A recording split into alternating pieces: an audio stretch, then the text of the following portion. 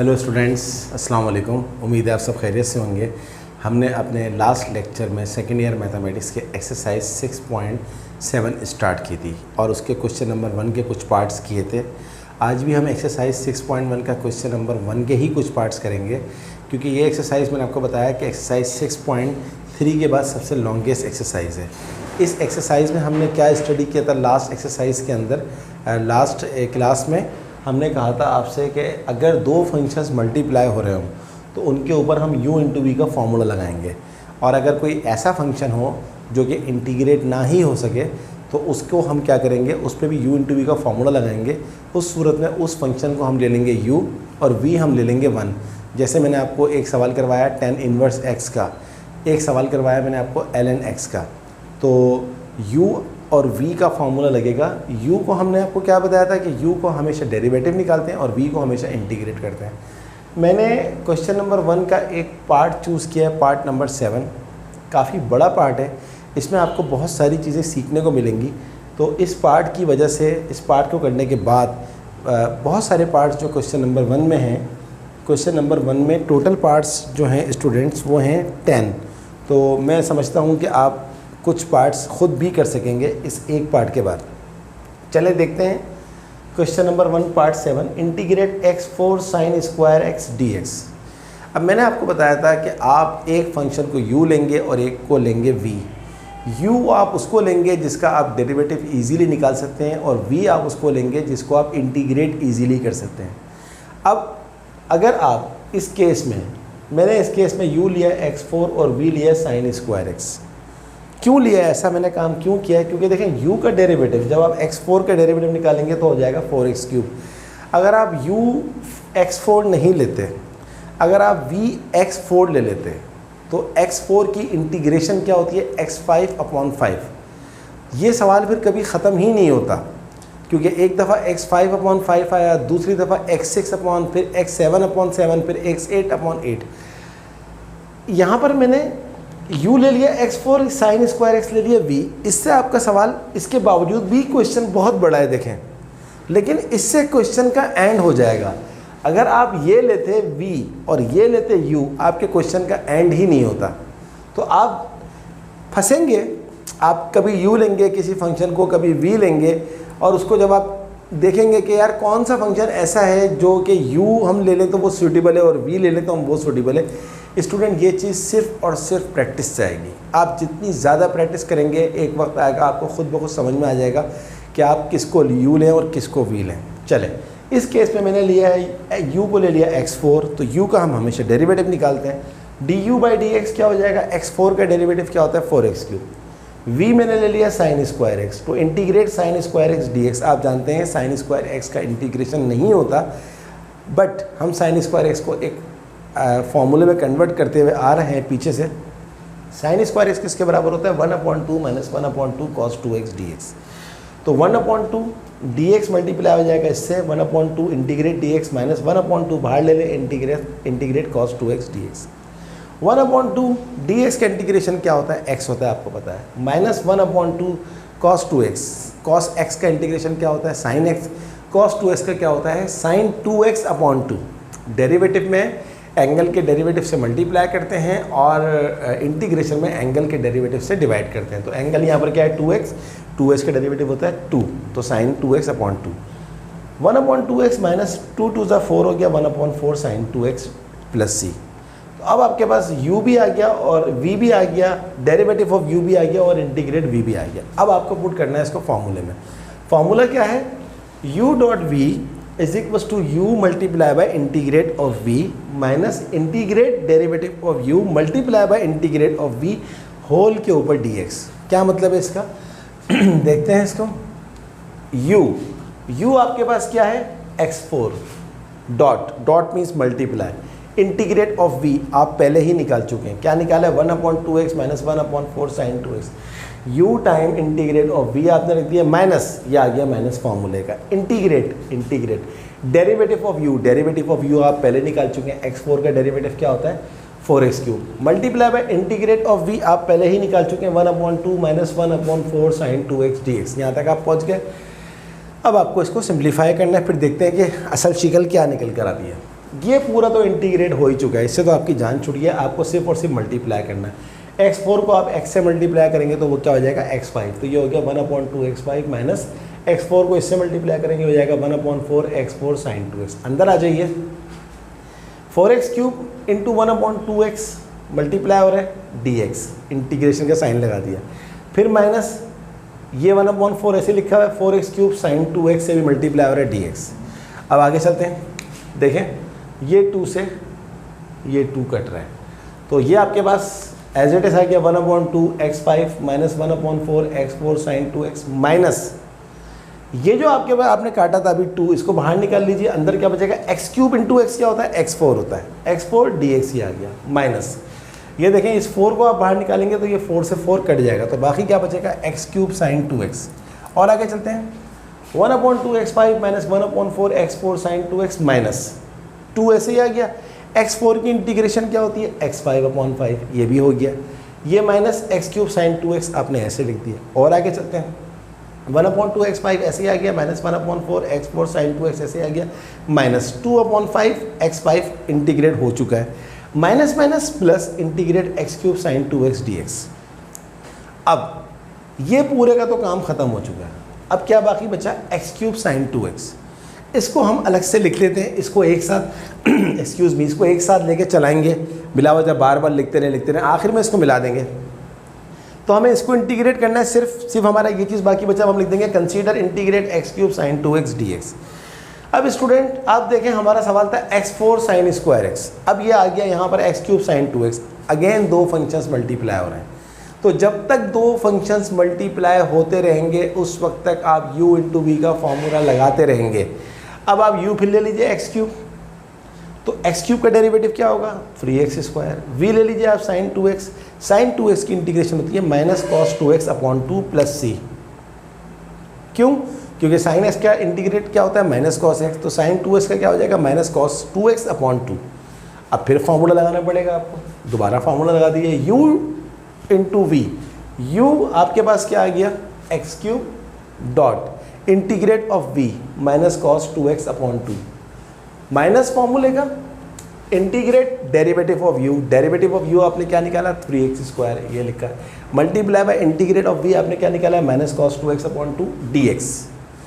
यहाँ तक आप पहुँच गए, आगे चलते हैं, माइनस को पहले लिखते हैं x³/2 cos 2x, काम खत्म हो चुका है, माइनस माइनस प्लस 3 को भी बाहर निकालते हैं, 2 को भी बाहर निकालते हैं, 3/2, अंदर क्या बचा x² cos 2x। स्टूडेंट अब आप इसको छोड़ दें, सिर्फ इसको ले लें x² 2x, x² cos 2x को, अगेन दो फंक्शंस मल्टीप्लाई हो रहे हैं, फिर u इंटू वी का फॉर्मूला लगेगा। अब आप ले लीजिए एक को u², एक को u = x² और v ले लें आप cos 2x, इसका डेरिवेटिव क्या होगा du/dx, x² का होता है 2x, v cos 2x का क्या होता है sin 2x/2, फिर लगा दीजिए फॉर्मूला। अब इस पे फॉर्मूला लग रहा है, ये याद रखिएगा, तो क्या हो जाएगा u time integrate of v, integrate of v क्या है sin 2x/2 माइनस फॉर्मूले का आ गया इंटीग्रेट डेरिवेटिव ऑफ u क्या है 2x dot integrate of v क्या है sin 2x/2 dx। फिर आपके पास क्या आ गया x²/2 sin 2x माइनस, ये देखें ये 2 से 2 कट रहा है, काट दें, बाकी क्या बचा x sin 2x dx। तो अब इसका काम ख़त्म हो चुका है, अब आपके पास क्या बचा है x sin 2x dx। Student again आपके पास जो है वो दो फंक्शंस मल्टीप्लाई हो रहे हैं, एक x है एक sin 2x है, फिर आप ले लीजिए u ले लें x को, v ले लें sin 2x को, x का डेरिवेटिव क्या होता है 1, v का इंटीग्रेशन sin 2x का क्या होता है माइनस cos 2x/2, फिर फॉर्मूला लगा दीजिए एक दफ़ा और u time integrate of v minus cos 2x minus integrate derivative of u क्या आ रहा है 1, इंटीग्रेट ऑफ v क्या आ रहा है माइनस cos 2x/2 dx। ये आ गया minus x/2 cos 2x minus minus plus 2 को बाहर निकालते हैं 1/2 इंटीग्रेट cos 2x dx। अब u इंटू वी का फॉर्मूला नहीं लगेगा क्योंकि अब आपके पास खाली एक फंक्शन रह गया cos 2x, तो इसका आ गया minus x/2 cos 2x plus 1/2 cos 2x का क्या होता है sin 2x/2। काम ख़त्म हो गया, आखिरी स्टेप क्या हो जाएगा minus x/2 cos 2x plus 2 to the 4 sin 2x। Student ये आपका कंप्लीट इंटीग्रेशन हो गया है, लेकिन अब आपको इन तमाम आंसर्स को मिला के लिखना है, बस ये एक आखिरी स्टेप होगा। तो ये देखें आपके पास x4 की वजह से कितना लंबा सवाल हो गया। पहले x4 की वजह से x³ आया, फिर x² आया, फिर x2 आया, फिर x आया और फिर एक फंक्शन आया। काफ़ी बड़ा सवाल इसीलिए करवाया कि आपको समझ में आ जाए। अब मैं इसको यहाँ से रब करता हूँ और अब मैं आंसर लिख रहा हूँ। आंसर कैसे लिखेंगे हम?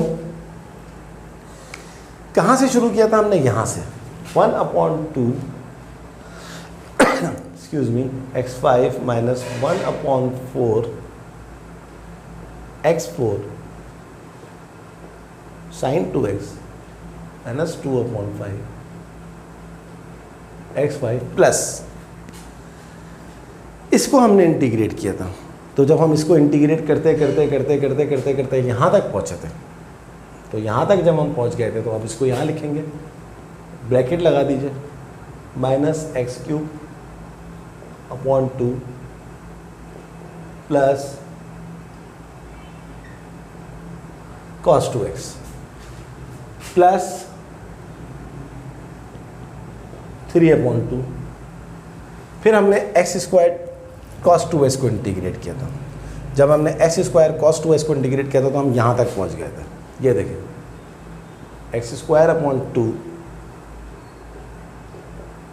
sin 2x माइनस, बल्कि एक काम करें, हम इसको इस तरह करते हैं और आसान कर देता हूँ, कन्फ्यूजन हो जाएगी आपको।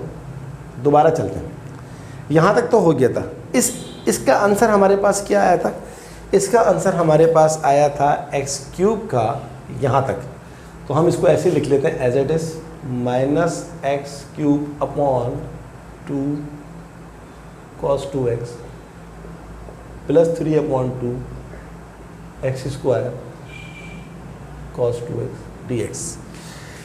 अब हम अगली दफ़ा इसका आंसर लिखेंगे। थोड़ा सा बड़ा हो जाएगा सवाल, लेकिन आपको समझ में आ जाएगा।